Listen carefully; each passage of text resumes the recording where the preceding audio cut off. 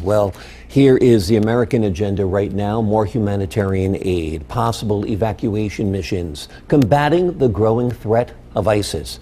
That is what the United States is exploring as the situation devolves in Iraq.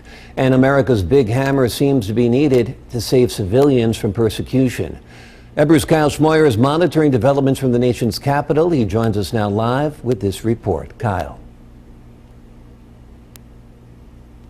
With some breaking news tonight, as a U.S. government official says the Pentagon is about to announce 100 plus additional military advisors heading to Iraq. They will continue to work with the Iraqi government forces and now the Kurdish forces as well. And their big mission will be coming up with some type of evacuation rescue plan for those thousands of refugees still in the mountains in the northern part of Iraq. This now brings the number between 900 and 1,000 military U.S. personnel back in Iraq.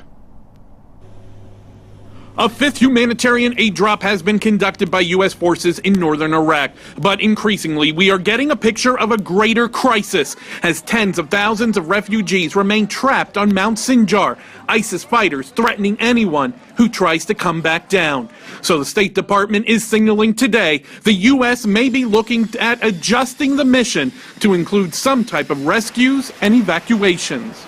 We are looking at ways to see if there's a humanitarian corridor that can be established, if there are safe locales for people to go to, because ultimately you can't have tens of thousands of people trapped on a mountain even with the airdrop. The ongoing U.S. airstrikes have most recently targeted near the base of Mount Sinjar, trying to push back ISIS fighters.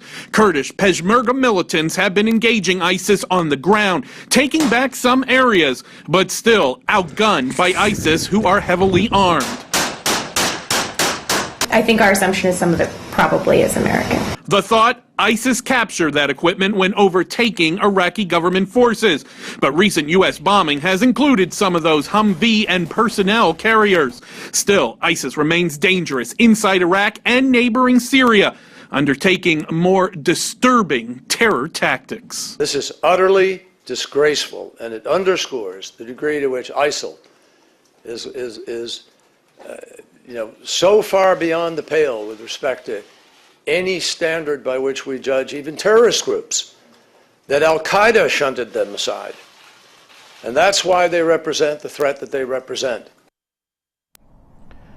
And tonight we know ISIS continues to have a very strong grip in that area of northern Iraq and also going into Syria as well. Right now we are hearing that those Yazidis and Christians continue to stay up in the mountains trying to stay safe away from the ISIS fighters. We also know that the Kurdish fighters have formed some type of humanitarian way for them to get away from that area, and they're actually going to the border of Iraq with Syria, crossing the river into Syria, where they are finding some refuge, of all places, inside a part of Syria that is held by Kurdish forces right now as well. So, Logan, a situation here that continues to worsen, and one that the U.S., from the Pentagon to the State Department to the White House, everyone is signaling something more needs to be done, and soon.